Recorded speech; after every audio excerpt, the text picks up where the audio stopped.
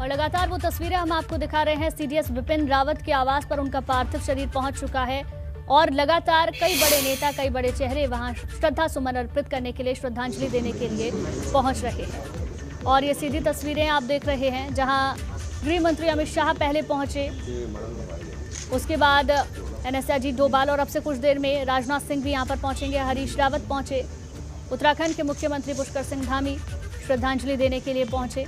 लगातार ये तस्वीर आपको दिखा रहे हैं। 11 बजे से लेकर 2 बजे तक का समय तय किया गया है जब अंतिम दर्शन के लिए पार्थिव देह को रखा गया है सीडीएस विपिन रावत और उनकी पत्नी मधुलिका रावत के, और उसके बाद अंतिम यात्रा के लिए निकलेंगे और करीब 4 बजे अंतिम संस्कार किया जाएगा।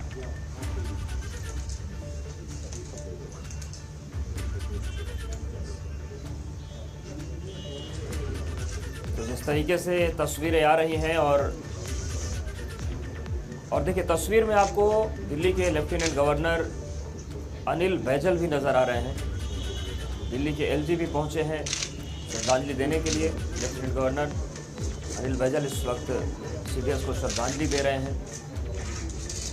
तो देश की सेना के जो सर्वोच्च पद पर सीडीएस विपिन रावत थे, तो ऐसे में खास हो आम हो, हर कोई उन्हें अपने श्रद्धा सुमन अर्पित कर रहा है। और ये सिलसिला तमिलनाडु से शुरू हुआ है। कल जो तस्वीर सामने आई थी कि जब एम्बुलेंस से पार्थिव शरीर लाए जा रहे थे, और देखिए केंद्रीय मंत्री पहुंचे हैं, डीओपीटी मिनिस्टर, वो भी श्रद्धांजलि अर्पित कर रहे हैं। तो हर कोई गमगीन है और एक बार देश के उस सैनिक को, उस सैन्य अधिकारी को नमन कर लेना चाहता है जिसकी भारतीय सेना के आधुनिकीकरण में बहुत बड़ा योगदान रहा है। फिर चाहे हम तकनीकी पक्ष की बात करें, चाहे सैनिकों के जो मानवीय पहलू हैं उनकी बात करें, या फिर डिफेंस के साथ ही साथ जो पॉलिसी सेना की आक्रामक रही है डिफेंस में अपने, सीडीएस विपिन रावत ही वो सेना के अधिकारी, बहुत ही बहादुर सेना नायक थे।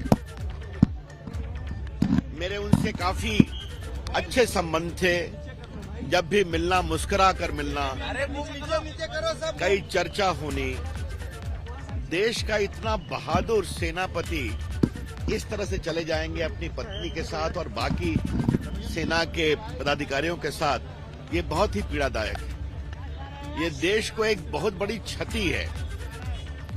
और आज जिस प्रकार से जनरल रावत के प्रति देश में सहानुभूति हुई है, देश ने पीड़ा का एहसास किया है, वो यही इस बात का संकेत है कि जनरल रावत ने अपनी साहस, अपनी बहादुरी से देश के आम लोगों के दिल में जगह बनाई थी। आपके माध्यम से मैं उनको बहुत संवेदना प्रकट करता हूं। मैं आया था,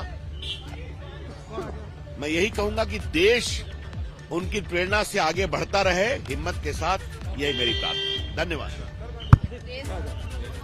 तो केंद्रीय मंत्री रविशंकर प्रसाद को आप सुन रहे थे, और देखिए जो परिजन हैं वो भी पहुंच रहे हैं। और ये सीडीएस विपिन रावत के दामाद और बेटी हैं वो जो पहुंचे हैं श्रद्धांजलि देने के लिए।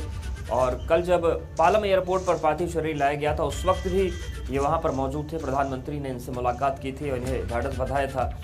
तो परिवार के लिए तो ये बहुत बड़ा झटका है। माता पिता को एक साथ खो देना किस तरीके का सदमा हो सकता है किसी के लिए, वो समझा जा सकता है। तो ये सीडीएस विपिन रावत की बेटी हैं, उनके दामाद हैं, वो श्रद्धांजलि देने के लिए पहुंचे। और थोड़ी देर पहले तस्वीर जो सामने आई थी उसमें सीडीएस की पत्नी मधुलिका रावत के भाई भी पहुंचे थे। और पीछे देखिए अब एनएसए अजीत डोभाल भी तस्वीर में दिख रहे हैं, वो भी श्रद्धांजलि देने के लिए पहुंचे हैं। कल रात पालम एयरपोर्ट पर भी एनएसए अजीत डोभाल ने श्रद्धांजलि अर्पित की थी। और इस वक्त जो तस्वीरें आपके सामने हैं, ये सीडीएस विपिन रावत के आवास से हैं। सुबह से ही श्रद्धांजलि का जो क्रम है वो चल रहा है और विपिन रावत को श्रद्धांजलि दी जा रही है। तो एक सैन्य अधिकारी के तौर पर जो उनके योगदान रहे हैं उससे हर कोई वाकिफ है और सभी ये समझते हैं कि कितनी बड़ी क्षति है। खासतौर से विपिन रावत के थल सेना अध्यक्ष बनने के बाद, या फिर 1 जनवरी 2020 को सीडीएस के तौर पर कमान संभालने के बाद 2 फ्रंट वॉर की स्थितियों को लेकर उन्होंने सीधा और सख्त बयान दिया था कि हमारी सेनाएं और हमारी तैयारियां इतनी मजबूत हैं